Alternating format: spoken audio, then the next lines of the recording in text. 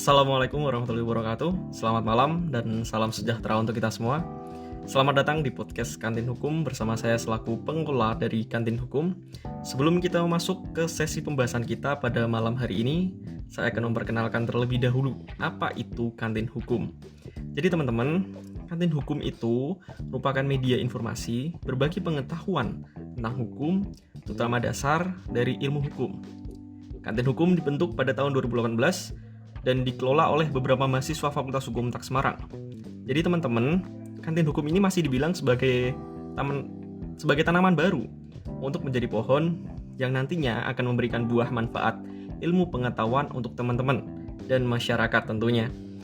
Sebenarnya Kantin Hukum ini dibentuk karena keisengan kita dari mahasiswa-mahasiswa yang punya ilmu.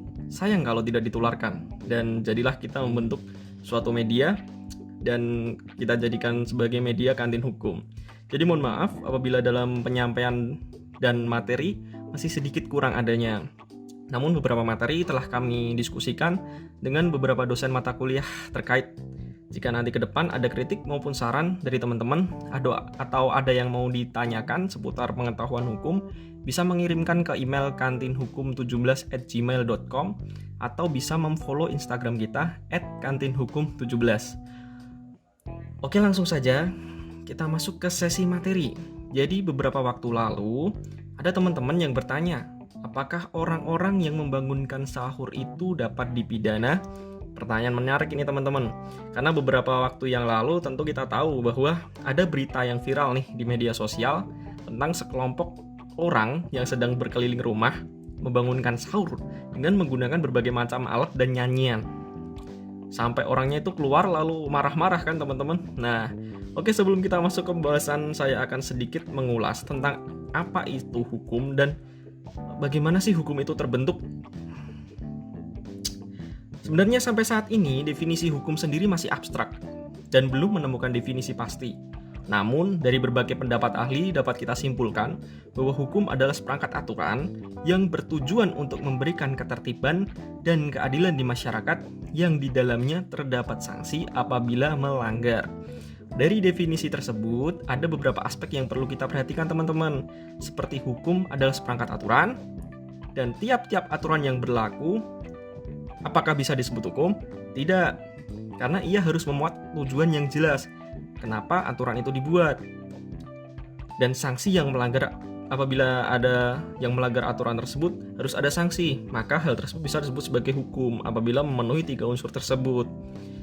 Dan selanjutnya, pada hakikatnya itu manusia adalah makhluk sosial teman-teman, yang bergantung satu sama lain. Ketergantungan tersebut menimbulkan suatu hubungan sosial yang kemudian membuat hubungan tersebut melahirkan suatu kelompok yang di dalamnya kelompok tersebut berisikan orang-orang yang mempunyai tujuan yang sama. Misalnya nih, si A, B, dan C mempunyai tujuan untuk dapat duduk di kursi parlemen. Nah, syarat agar masuk menjadi anggota DPR atau anggota parlemen adalah harus mengikuti pemilu, yang berarti mereka membutuhkan partai politik dalam mengakomodir hal tersebut. Maka si A, B, dan C akhirnya membuat partai politik yang saling mempunyai tujuan yang sama di dalamnya. Nah, di dalam suatu hubungan sosial pasti ada nih yang namanya permasalahan dan tak jarang menimbulkan perselisihan. Oke, untuk menghindari hal tersebut, maka dibuatlah suatu peraturan atau suatu aturan yang harus ditaati oleh masing-masing tiap-tiap anggota kelompok tersebut agar tidak terjadi perpecahan dan untuk menimbulkan suatu keadilan di dalam kelompok tersebut. Dari situlah timbullah suatu hukum. Maka dapat disimpulkan bahwa hukum tercipta dari hubungan masyarakat kelompok yang bertujuan untuk dapat memberikan ketertiban dan keadilan di kelompok tersebut. Lalu dalam kaidah hukum, atau kaidah itu bisa disebut sebagai patokan atau ukuran, hukum juga tercipta dari kebiasaan, dari adat atau tradisi dan norma-norma yang lahir dalam masyarakat yang saat ini sering disebut sebagai hukum adat.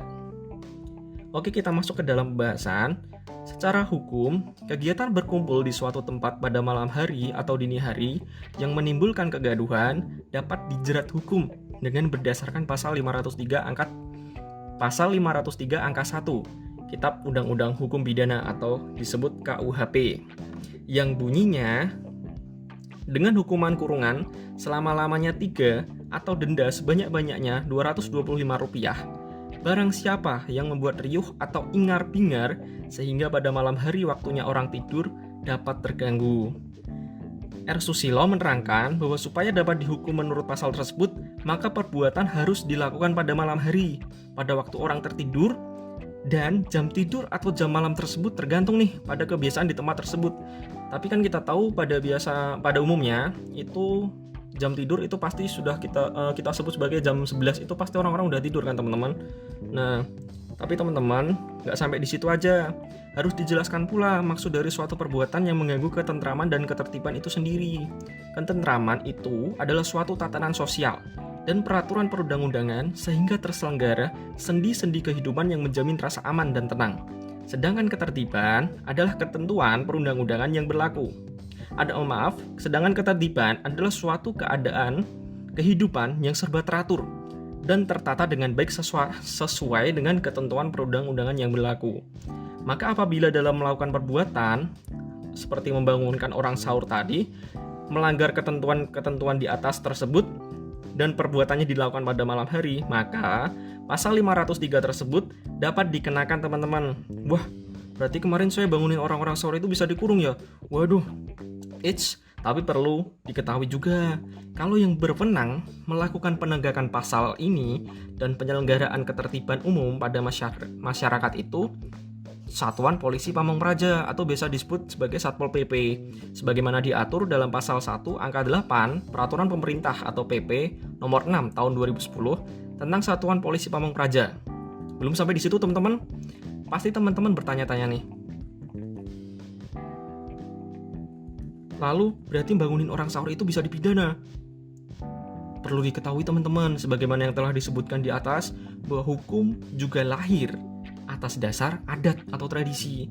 Nah, membangunkan orang sahur ini juga bisa disebut sebagai tradisi dari zaman dulu. Sejak dulu itu udah ada nih teman-teman, orang-orang yang memang bangunin sahur. Nah, tapi sebagaimana telah disebutkan tadi, tradisi itu juga mempunyai keterkaitan dengan konsep kaidah hukum serta norma sosial dan norma agama. Jadi jawabannya nih tergantung apakah di daerah tersebut melanggar ketertiban dan ketentraman sebagaimana dimaksud pasal 503 tersebut, atau dalam hal ini memang sudah menjadi tradisi masyarakat di sana. Tapi teman-teman, ini nih kalau banguninnya jam 1 pagi terus make tong atau yang suaranya bikin satu kelurahan kedengeran, ya pasti itu mengganggu banget kan. Jelas bisa dipidana. Dan juga sahurnya kan rata-rata jam 3 atau 4 pagi kan. Nah, sekarang tahu kan apa hukumnya membuat kegaduhan di malam hari? Namun sekali lagi, dalam menyelesaikan suatu sengketa, lebih baik kita menyelesaikan dulu lewat jalur alternatif, terutama hal-hal demikian. Seperti melalui mediasi tetap harus dilakukan terlebih dahulu. Toh di bulan Ramadan.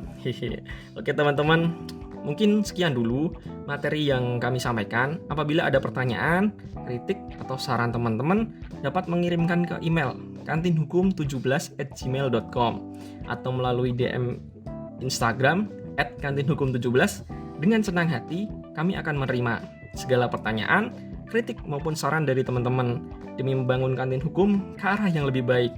Sampai bertemu minggu depan dengan hal-hal menarik lainnya seputar ilmu hukum.